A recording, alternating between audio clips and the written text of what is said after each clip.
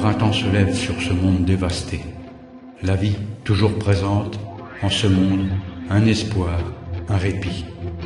500 ans ont fui, envolée, elle s'est alors réveillée de son œuf de pierre qui l'a si bien protégée.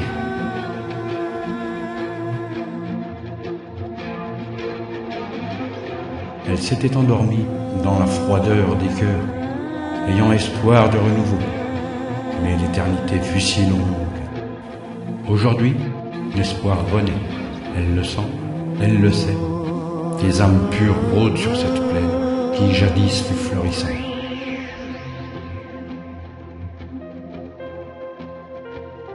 Ils sont quelques-uns avec ce désir dans la tête, retrouver ce Nauka, dernier espoir de Naja.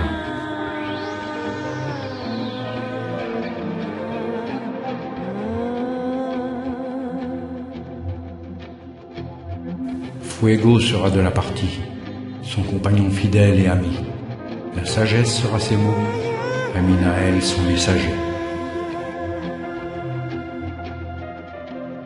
Naja doit s'y atteler. On ne crée pas un monde en 7 jours, et cette colline qui les attend, se doit être verte, bien fleurie. Elle, mère et fille de la nature, doit se mettre au travail.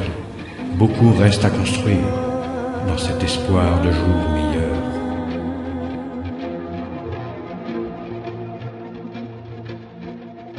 L'Apocalypse a depuis longtemps fait ses ravages. La nature semble reprendre peu à peu le dessus. Des peuplades de survivants sont dispersées en petites agglomérations de près de 100 âmes sur les restes de l'ancienne terre des hommes.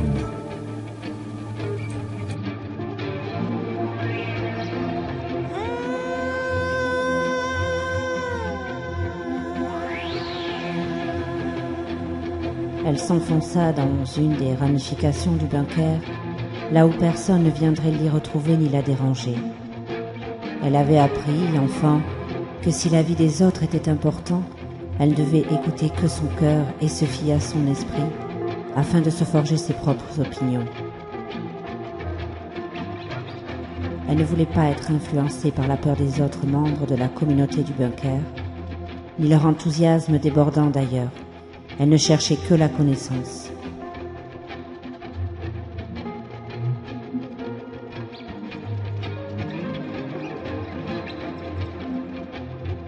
Puis au fil des jours, elle voulait lier tout ce qu'elle avait appris aux questions qui surgiraient pour affronter enfin la vie dehors.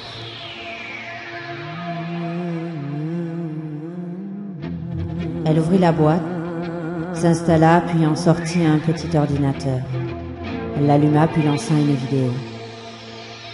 Une balade en bord de mer. C'était un drôle de titre pour elle. Elle ne savait pas ce que c'était. On y voyait son père marchant au bord de l'eau et l'on percevait le bruit des vagues qui venaient mourir sur ce qu'ils appelaient communément le sable. Un soleil timide mais pourtant une luminosité surprenante. Quoi de plus surprenant ici, jamais de lumière directe. Et nos yeux d'ailleurs, comment feront-ils pour lutter contre une lumière qu'ils n'ont jamais connue? Il va vraiment falloir penser à tout cela. Il faut penser à se protéger.